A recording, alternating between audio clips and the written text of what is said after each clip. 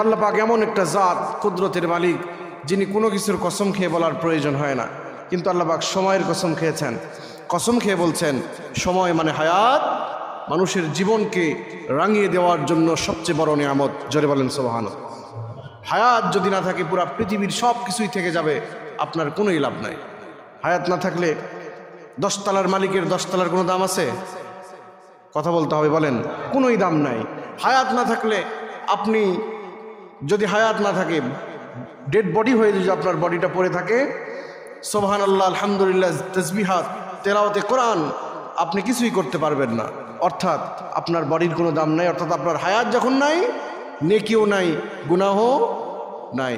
যদি আপনার কোনো আত্মীয় স্বজন আপনার রুহের মাগফিরাতের জন্য দেয়, তাহলে আপনি পেয়ে যাবেন। মানে এত দুর্বল। আর হায়াত থাকলে সব কিছুই সহজ, সবই সহজ।